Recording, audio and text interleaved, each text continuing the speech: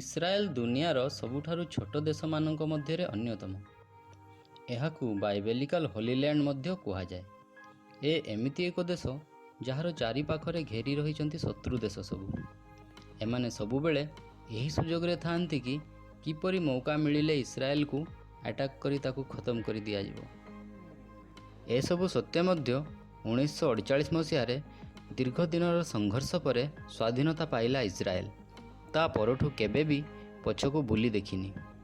ଛୋଟ ହେଲେ ମଧ୍ୟ ନିଜର ସାଧନା, ପରିଶ୍ରମ ଏବଂ ଦେଶକୁ ଅଗାଧ ଭଲ ପାଇବାର ନମୁନା ଦେଇ ଆସିଛି ଏ ଦେଶ। ଆସନ୍ତୁ ଆଜି ଆମେ ଇସ୍ରାଏଲ ବିଷୟରେ ଅନେକ ଇଣ୍ଟରେଷ୍ଟିଂ ଫ୍ୟାକ୍ଟସ୍ ଜାଣିବା। ୟେହୁଦୀମାନଙ୍କର ଏକ ଲମ୍ବା ସଂଘର୍ଷ ପରେ ବର୍ଷ 1948 ମେ ମାସ 14 ତାରିଖରେ ପ୍ୟାଲେଷ୍ଟାଇନମାନଙ୍କ କବଳରୁ ମୁକ୍ତି ମିଳିଥିଲା ଇସ୍ରାଏଲକୁ। ଏହି ଦିନ ଇସ୍ରାଏଲ ସ୍ୱାଧୀନତାର ସ୍ୱାଦ ଚାଖିଥିଲା। ଇସ୍ରାଏଲ ନାମକରଣରେ ହେବ୍ରୁ ବାଇବେଲର ଭୂମିକା ଥିବାର କୁହାଯାଏ। ଇସ୍ରାଏଲର ନାଗରିକତା ବା ସିଟିଜେନସିପ୍ ପ୍ରତ୍ୟେକ ୟେହୁଦୀଙ୍କୁ ମିଳିଥାଏ, ସେ ବିଶ୍ୱର କୌଣସି ସ୍ଥାନରେ ଜନ୍ମ ହେଇଥାଉ ନା କାହିଁକି। ଯଦି ୟେହୁଦୀଙ୍କ ଔରସରୁ ଜନ୍ମ ହୋଇଥାଏ ତେବେ ସେ ଅଟୋମେଟିକାଲି ଇସ୍ରାଏଲର ସିଟିଜେନ୍ ହୋଇଯାଇଥାଏ। ସେ ଆମେରିକାରେ ଜନ୍ମ ହେଉ କିମ୍ବା ଓଡ଼ିଶାର କେଉଁ କୋଣ ଅନୁକୋଣରେ, ପିଲାଟି ସଙ୍ଗେ ସଙ୍ଗେ ଇସ୍ରାଏଲର ନାଗରିକତା ପାଇଯାଇଥାଏ। ସ୍ୱାଧୀନତା ପରେ ଇସ୍ରାଏଲର ରାଷ୍ଟ୍ରଭାଷା ହିବ୍ରୁକୁ ମାନ୍ୟତା ମିଳିଲା। ହିବ୍ରୁ ହେଲା ଇସ୍ରାଏଲର ରାଷ୍ଟ୍ରଭାଷା। 2019ର ସେନ୍ସସ୍ ବା ଯାହାକୁ ଆମେ ଜନଗଣନା କହୁଛେ, ଏ ଅନୁଯାୟୀ ଇସ୍ରାଏଲର ଜନସଂଖ୍ୟା ହେଲା 9 ମିଲିୟନ ବା 90 ଲକ୍ଷ, ଯାହାକି ଆମ ଦେଶର ଯେକୌଣସି ବଡ଼ ସହରଠୁ ମଧ୍ୟ ବେଶ୍ କମ୍ ଅଟେ। ଇସ୍ରାଏଲର ଆଉ ଏକ ଖାସ୍ ଗୁଣ ହେଉଛି ଏ ଦେଶର ନାଗରିକମାନେ ଭାରି ପରିଶ୍ରମୀ। ଏ ଦେଶର ସମସ୍ତ ନାଗରିକଙ୍କୁ ଦେଶର ସୁରକ୍ଷାରେ ଆର୍ମିରେ କାମ କରିବାକୁ ପଡ଼ିଥାଏ। ସେଥିପାଇଁ ଛୋଟବେଳୁ ପ୍ରତ୍ୟେକ ନାଗରିକଙ୍କୁ ଟ୍ରେନିଂ ମିଳିଥାଏ। କିଛି ବର୍ଷ ଆର୍ମିରେ କାମ କଲା ପରେ ଜଣେ ନାଗରିକ ଅନ୍ୟ ଚାକିରି ବା ବିଜନେସରେ ପ୍ରବେଶ କରିପାରେ। ତେବେ ଏଥିନିମନ୍ତେ ନାରୀ ଏବଂ ପୁରୁଷକୁ ସମାନ ଭାବରେ ଦାୟିତ୍ୱ ଦିଆଯାଇଥାଏ। ଉଭୟଙ୍କୁ ସେନାରେ କାମ କରିବାକୁ ପଡ଼ିଥାଏ। ନାରୀଙ୍କୁ 2 ବର୍ଷ ଏବଂ ପୁରୁଷମାନଙ୍କୁ ଅତି କମରେ 3 ବର୍ଷ ଆର୍ମିରେ କାମ କରି ଦେଶର ସେବା କରିବାକୁ ପଡ଼ିଥାଏ। ଆପଣମାନେ ଜାଣି ଆଶ୍ଚର୍ଯ୍ୟ ହେବେ ଯେ ଇସ୍ରାଏଲର କୌଣସି ସମ୍ବିଧାନ ବା କନଷ୍ଟିଚ୍ୟୁସନ୍ ଲିଖିତ ଅବସ୍ଥାରେ ନାହିଁ। ଏହା ସତ୍ତ୍ୱେ ମଧ୍ୟ ଇସ୍ରାଏଲ ହେଉଛି ଏକ ଗଣତାନ୍ତ୍ରିକ ରାଷ୍ଟ୍ର। ଲୋକମାନଙ୍କର ସୁବିଧା ହିସାବରେ ରୁଲ୍ ରେଗୁଲେସନ୍ ତିଆରି ହୋଇଥାଏ। ଆପଣ ଜାଣନ୍ତି କି ଇସ୍ରାଏଲରେ ସାଇକେଲ ଚଲାଇବା ପାଇଁ ମଧ୍ୟ ଲାଇସେନ୍ସ ଦରକାର ପଡ଼ିଥାଏ। ଇସ୍ରାଏଲର ରାଜଧାନୀର ନାମ ହେଉଛି ଜେରୁଜେଲମ୍, ଯାହାକି ବିଶ୍ୱର ଏକ ପୁରାତନ ସିଟିମାନଙ୍କ ମଧ୍ୟରେ ଅନ୍ୟତମ। ଇସ୍ରାଏଲର କରେନ୍ସି, ଯାହାକୁ କି ନ୍ୟୁ ଇସ୍ରାଏଲି ଶକିଲ ବା ସର୍ଟ ଫର୍ମରେ ତାକୁ NIS କିମ୍ବା ILS ମଧ୍ୟ କୁହାଯାଏ। ଶକିଲ କହିଲେ ପ୍ରାୟ ସମସ୍ତେ ଜାଣନ୍ତି।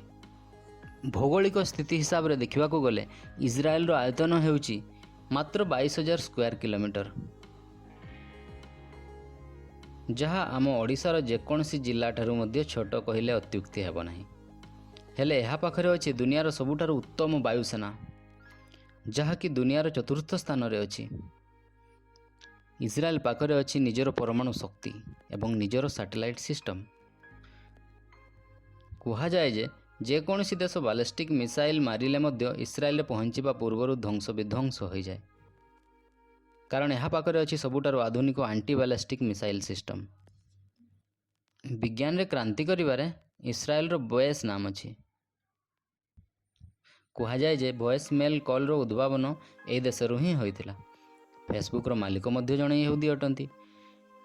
ଆପଣ ଜାଣନ୍ତି କି ଦୁନିଆର ସବୁଠୁ ମହାନ ବୈଜ୍ଞାନିକ ଆଇନଷ୍ଟାଇନ୍ ଜଣେ ୟେହୁଦୀ ହୋଇଥିବାରୁ ତାଙ୍କୁ ଇସ୍ରାଏଲର ପ୍ରେସିଡେଣ୍ଟ ହେବା ପାଇଁ ନିମନ୍ତ୍ରଣ କରାଯାଇଥିଲା, ହେଲେ ସେ ସେଥିରେ ରାଜି ହୋଇନଥିଲେ। ଇସ୍ରାଏଲର ଭୂମିରେ ଘାସଟିଏ ମଧ୍ୟ ହେବା ସ୍ୱପ୍ନ ଥିଲା, ହେଲେ ଟେକ୍ନୋଲୋଜିକୁ ଉପଯୋଗ କରି ଅତ୍ୟାଧୁନିକ ପ୍ରଣାଳୀରେ ଚାଷ କରି ଲୋକଙ୍କର ଆବଶ୍ୟକତା ପୂରଣ କରି ଇସ୍ରାଏଲ କୃଷି କ୍ଷେତ୍ରରେ ବେଶ୍ ନାମ କମେଇଛି। ଇସ୍ରାଏଲ ଛୋଟ ଦେଶଟିଏ ହେଲେ ମଧ୍ୟ ଏଥିରେ ଅଛି 137ଟି ସି ବିଚ୍। ଏବେ ଆମେ ଜାଣିବା ଇସ୍ରାଏଲର ଇଣ୍ଟେଲିଜେନ୍ସ ପାୱାର ବିଷୟରେ। ମସଦ ହେଉଛି ଦୁନିଆର ସବୁଠାରୁ ପାୱାରଫୁଲ୍ ଇଣ୍ଟେଲିଜେନ୍ସ ଡିପାର୍ଟମେଣ୍ଟ ବା ଗୁଇନ୍ଦା ବିଭାଗ। କୁହାଯାଏ ଯେ ଯିଏ ଥରେ ମସାଦର ଟାର୍ଗେଟରେ ଆସେ ସେ ସ୍ୱର୍ଗ ମର୍ତ୍ତ୍ୟ ପାତାଳରେ ଥିଲେ ମଧ୍ୟ ମସାଦ ତାକୁ ଖୋଜି ବାହାର କରି ଆଣିଥାଏ। ଯେତେବେଳେ ଇସ୍ରାଏଲ ଉପରେ ଆକ୍ରମଣ ହୋଇଥିଲା ସେତେବେଳେ କେବଳ 6 ଦିନ ମଧ୍ୟରେ ଇସ୍ରାଏଲ ତା'ର ଶତ୍ରୁ ଦେଶମାନଙ୍କୁ ଘଉଡ଼ାଇ ଦେଇଥିଲା, ଯାହାକୁ 6 Days War ନାମରେ ମଧ୍ୟ ଜଣାଯାଇଥାଏ। ଭାରତର ପ୍ରଧାନମନ୍ତ୍ରୀ ନରେନ୍ଦ୍ର ମୋଦି ହେଉଛନ୍ତି ଭାରତର ପ୍ରଥମ ପ୍ରଧାନମନ୍ତ୍ରୀ ଯିଏକି ଇସ୍ରାଏଲକୁ ଯାଇଛନ୍ତି।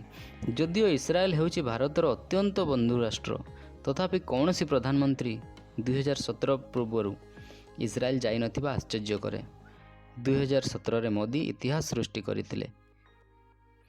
ଏମିତି ଅନେକ କିଛି ଇଣ୍ଟରେଷ୍ଟିଂ ଫ୍ୟାକ୍ଟସ୍ ଦେଶ ବିଦେଶ ବ୍ୟକ୍ତିତ୍ୱ ବିଷୟରେ ଜାଣିବା ପାଇଁ ଆପଣମାନେ ଦେଖନ୍ତୁ ଇଣ୍ଡିଆ ଫାଷ୍ଟ। ବହୁତ ବହୁତ ଧନ୍ୟବାଦ। ଜୟ ହିନ୍ଦ।